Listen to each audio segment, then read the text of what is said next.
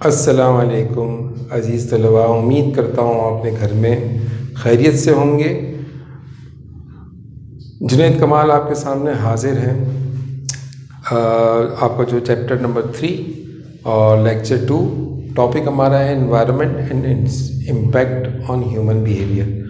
पिछले इसमें मैंने आपको ये समझाया था कि इंसान का जो है माहौलियात के साथ क्या रिश्ता हो सकता है, मतलब क्या उसका इंटरेक्शन होता है।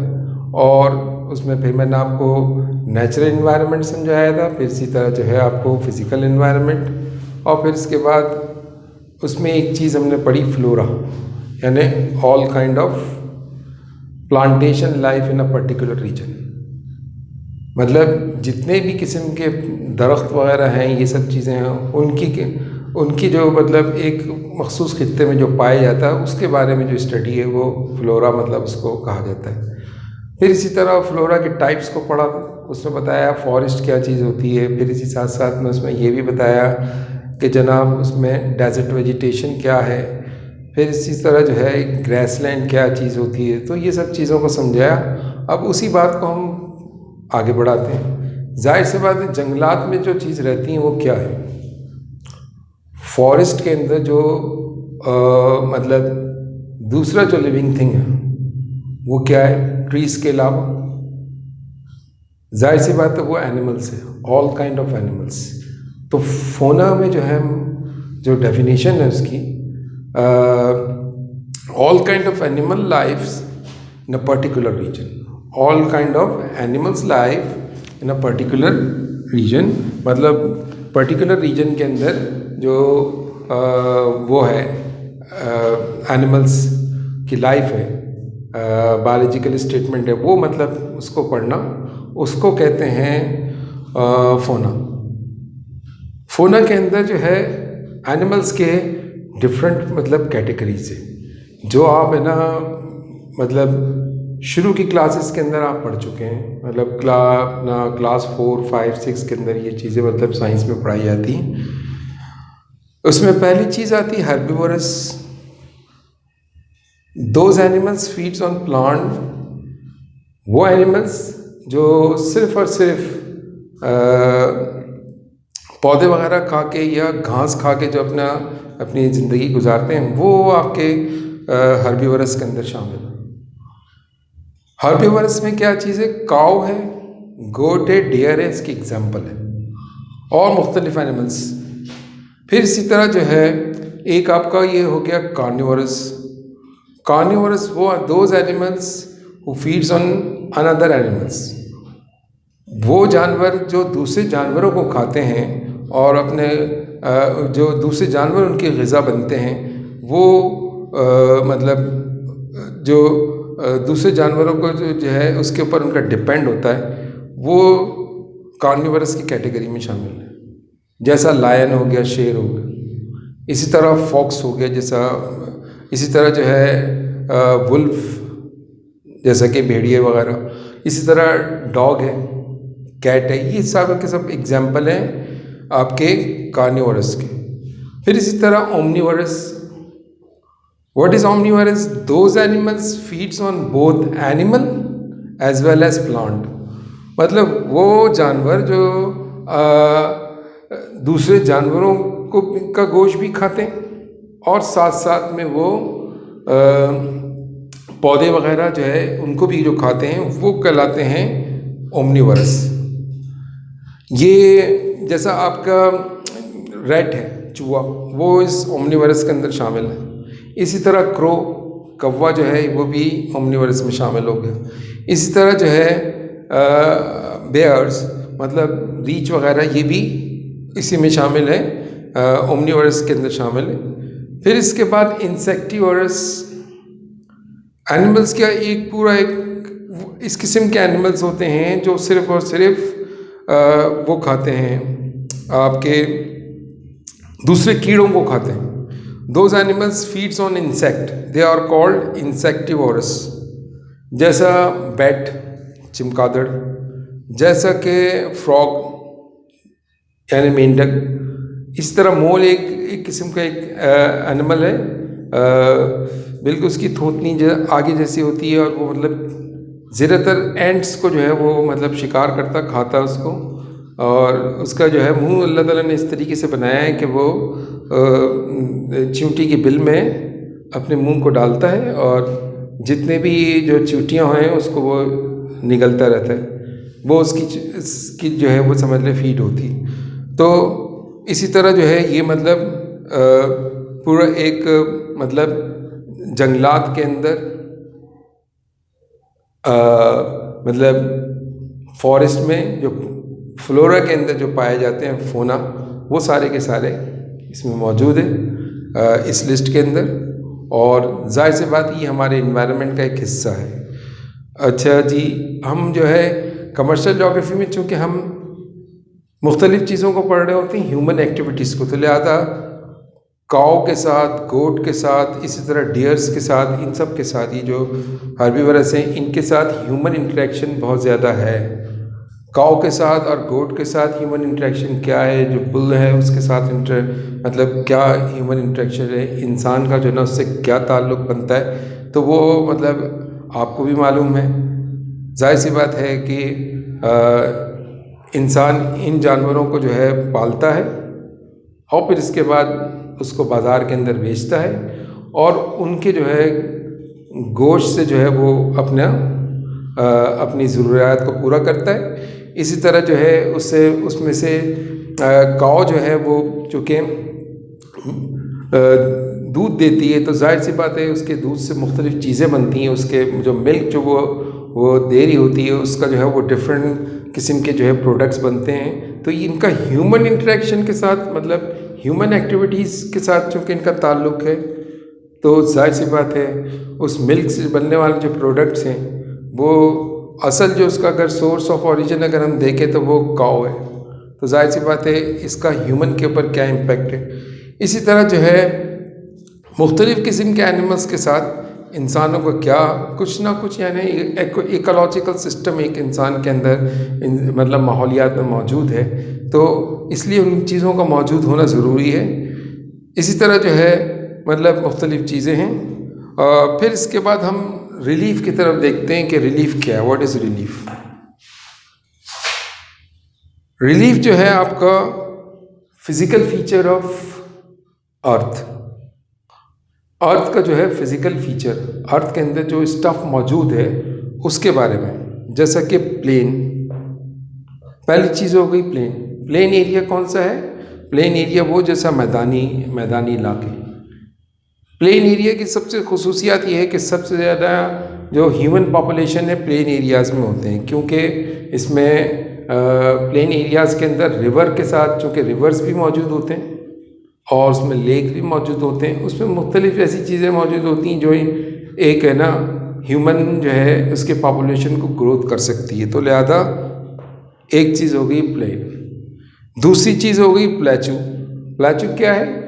आप ये समझें कि 500 to 1000 feet above from the sea level, सतह समंदर से जो 1000 से लेके 500 मतलब फीट बुलंदी पर जो एरिया होता है उसको प्लेचू कहते हैं। प्लेन और प्लेचू की एग्जांपल अगर हम अपने पाकिस्तान में देखें तो क्या नज़र आता है जनाब? ये कराची से लेके जो आपका पंजाब का पूरा एरिया है, आपका KPK से पहले का जो एरिया है पंजाब, ये सब के सब जो है प्लेन एरिया के अंदर शामिल होता है। तो आप यहाँ पे देखें ह्यूमन पॉपुलेशन कितनी ज़्यादा है। अच्छा, सहूलियात चूँकि बहुत ज़्यादा है, बड़े बड़े शहर प्लेन एरियाज़ के अंदर होते हैं, तो लिहाजा और मुख्तलिफ़ ह्यूमन एक्टिविटीज़ मौजूद होती हैं, तो लिहाजा इन एरिया को जो है मतलब प्लेन कहा जाता है, जो रिलीफ का एक हिस्सा है। फिर इसी तरह प्लेचू की अगर हम इधर मिसाल देखें हमारे अपने पाकिस्तान में, अगर हम उसकी एग्जांपल तलाश करें तो बासानी हमें नज़र आता है कि बलूचिस्तान का जो एरिया है ये सतह समंदर से 500 से लेके 1000 फीट तक के बुलंदी पर है, लिहाजा ये प्लेचू के अंदर शामिल है। जो पाकिस्तान का प्लेचू है वो बलूचिस्तान है। और इसी तरह मियाँ वाली का जो पूरा एरिया है और सॉल्ट रेंज है, कोहे नमक जो कहलाता है, वो पूरा एरिया जो है वो आप यूँ समझें कि इसमें प्लेचू के अंदर शामिल होता है। डेजर्ट, सहरा। तो पिछली दफ़ा तो मतलब पिछले लेक्चर में डेजर्ट वेजिटेशन की बात हुई थी, समझ ली वही डेजर्ट वेजिटेशन हमारा रिलीफ का एक हिस्सा है।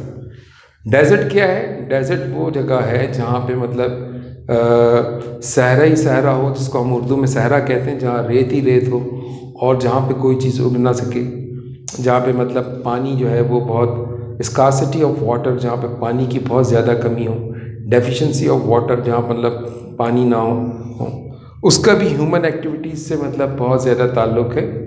फिर इसी तरह जो है माउंटेन में जो है वो आप यूँ समझे कि हम अगर इसकी एग्ज़ाम्पल डेजर्ट और माउंटेन की अगर हम एग्ज़ाम्पल हम देखते हैं तो हमारे यहाँ पाकिस्तान जो है उसमें थर एक डेजर्ट मौजूद है। फिर इसी तरह जो है माउंटेन के अंदर ये आपका पूरा माउंटेनियस रीजन, आपका एक तो बलूचिस्तान की बड़ी बड़ी पहाड़ियाँ मौजूद हैं, और फिर इसके बाद KPK के जो है ना जो मुख्तलिफ माउंटेन है वो मौजूद हैं, और दुनिया की सबसे बड़ा जो है मतलब माउंटेन यहाँ पर मौजूद है जिसको हम K2 के नाम से जानते हैं। तो पूरी दुनिया मतलब से लोग वहाँ पे यहाँ आते हैं और उस माउंटेन के ऊपर मतलब एक उसकी एक्टिविटी होती है, वो वहाँ पे जो है उसको चढ़ने की कोशिश करते हैं, कोहे पेमाई जिसको कहते हैं। तो ये माउंटेन जो है ना ये भी मतलब रिलीफ का एक हिस्सा है और इसका ह्यूमन एक्टिविटीज़ से बहुत ज़्यादा ताल्लुक़ है। तो इसलिए जो है ना मतलब इसको फ़िलहाल तो सिर्फ और सिर्फ ये समझा दिया गया कि जनाब इनके नाम आपको पता होना चाहिए। फिर इसके बाद ह्यूमन एक्टिविटीज़ इसमें फ़र्दर क्या होगी वो हम जैसे जैसे अपने सब्जेक्ट को आगे बढ़ाते जाएंगे उसको हम मतलब पढ़ते चले जाएंगे। प्लेन एरियाज़ की जो एक्टिविटी है वो प्लेन एरियाज़ ज़्यादातर जो है इसमें बड़े बड़े शहर हैं, तो अगर ह्यूमन एक्टिविटीज़ आप यहाँ पे देखें और कमर्शियल एक्टिविटीज़ देखें तो सबसे ज़्यादा कमर्शियल एक्टिविटीज़ यहाँ मौजूद हैं प्लेन एरियाज़ में। सबसे ज़्यादा अवेलेबिलिटी है क्योंकि ये इसका माहौल ऐसा है कि यहाँ पर जो है मतलब वैरायटी ऑफ कमर्शियल एक्टिविटीज़ यहाँ पर मौजूद है। फिर इसी तरह अगर आप डेजर्ट में चले जाएं तो वो वैरायटी कम हो जाती है। ज़्यादा से ज़्यादा डेजर्ट के अंदर क्या कर सकते हैं, ऊँट पाल सकते हैं ज़्यादा से ज़्यादा। ट्रांसपोर्टेशन क्या है वो भी कैमल ही है, कैमल ब्रीडिंग आप कर सकते हैं और ज़्यादा से ज़्यादा आप उसमें जो है मतलब कैमल को वहाँ पे मतलब रख सकते हैं। इसके अलावा जो है मतलब मुख्तलिफ़ किस्म की मवेशियाँ आप पाल सकते हो वहाँ पे जो ह्यूमन एक्टिविटीज़ के अंदर शामिल है, यानी कैटल्स वगैरह जो है कैटल रियरिंग मतलब मवेशियों को पालने का एक सिस्टम ये आपके डेजर्ट के अंदर है। चूँकि हमारे कमर्शियल जोग्राफ़ी के अंदर ट्रांसपोर्टेशन भी एक चीज़ शामिल है, तो ट्रांसपोर्टेशन में ये सब चीज़ें मतलब प्लेन का प्लेटू से क्या रिलेशन है, प्लेटू का डेजर्ट से क्या रिलेशन है, डेजर्ट का माउंटेन से क्या मतलब रिलेशन है, ये पूरा मतलब एक सिस्टम मौजूद है। जाहिर सी बात है ट्रांसपोर्टेशन इन सब जगहों पे होती है, मतलब आमदोरफ्त जो है वो हर जगह पे होती है, तो लिहाजा इसलिए इन सब चीज़ों को हम जानना बहुत ज़रूरी है।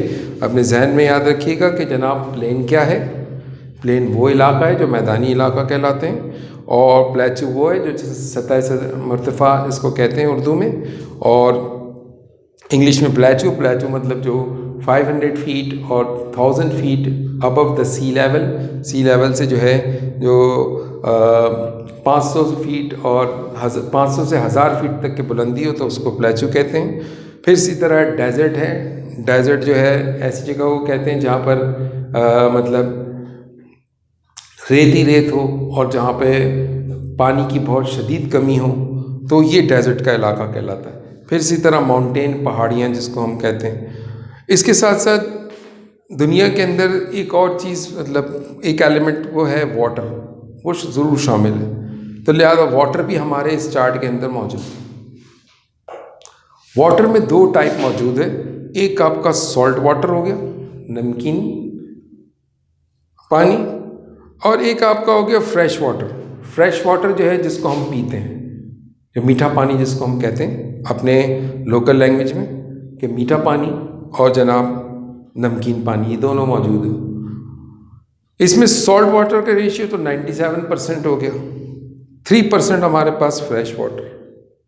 फ्रेश वाटर के डिफरेंट सोर्सेज होते हैं, वो मतलब अगले इसमें लेक्चर्स के अंदर मैं आपको इंशाल्लाह इसको बताऊंगा। जैसे जैसे हम आगे पढ़ेंगे तो ये पूरा एक मौजू है आपका वाटर का, कि फ़्रेश वाटर कितना परसेंटेज है और जनाब सॉल्ट वाटर कितनी परसेंटेज है, what are the sources of fresh water के सोर्सेज क्या हैं, कि मतलब ज़राए क्या हैं, किन ज़राए से हम जो है मीठा पानी हासिल करते हैं, उन सब चीज़ों को बिल्कुल एक अलग आपका चैप्टर है, उसको बिल्कुल एक अलग तरीके से उसको पढ़ना, उसके साथ ही चार्ट भी बनाना है। जैसे ये चार्ट या जैसे ये डायग्राम बना है, इसी तरह जो है वाटर का भी एक पूरा एक डायग्राम बनेगा।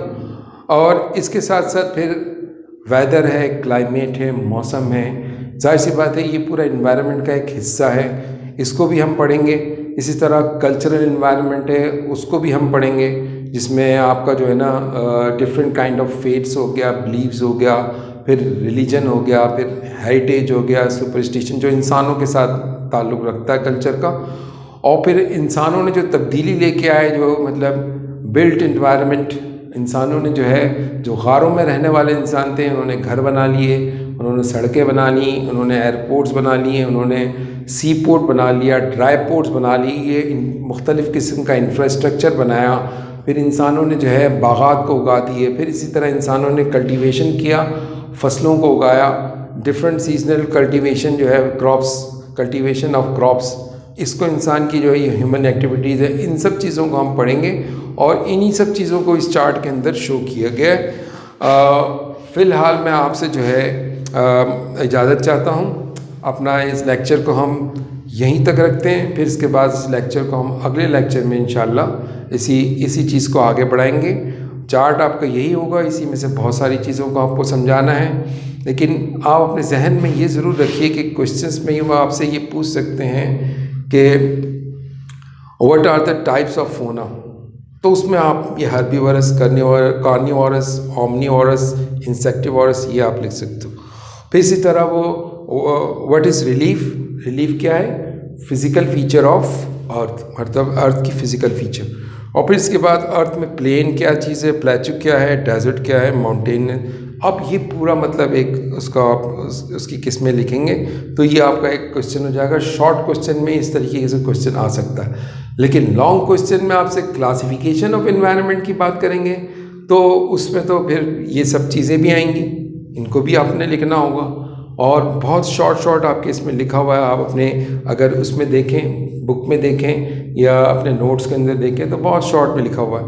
और साथ साथ में उसमें आपको मतलब ये भी कहा जा सकता है कि describe the classification of environment with the help of diagram और चार्ट। डायग्राम के ज़रिए से आप उसको या चार्ट के ज़रिए से आप उसको समझाएं। तो चार्ट ये पूरा बना हुआ है, आपके नोट्स के अंदर भी मतलब मेंशन किया हुआ है, तो इसको आप देख लीजिए और उसको भी मतलब उसको फॉलो करें। उनकी जो यूसुफ रहमानी साहब की किताब है उनको देख लीजिए, तो उसमें आपको ये सब चीज़ें मिलेंगी। ये मतलब पेपर के अंदर ये पूछा जा सकता है क्योंकि ये 3rd चैप्टर का मोस्ट इम्पॉर्टेंट टॉपिक है, तो ये मतलब मोस्ट इम्पॉर्टेंट क्वेश्चन इसमें से बन सकते हैं। तो इसलिए जो है आप इसको मतलब अपने जहन में रखिएगा। इसी तरह अपने घर बैठकर जो है इसकी तैयारी करें, इसको देखें आप और इसको रीड करें। अगर कुछ क्वेरी हो आपको, मतलब कुछ पूछना हो, तो वो भी आप पूछ सकते हैं। फ़िलहाल तो मैं अपना लेक्चर यहाँ पे ख़त्म करता हूँ। इंशाल्लाह अगले लेक्चर के साथ मैं आपको इसी टॉपिक को आगे बढ़ाएंगे, इसके मुख्तलिफ़ चीज़ों को बताता रहूँगा। अस्सलाम वालेकुम, खुदा हाफ़िज़।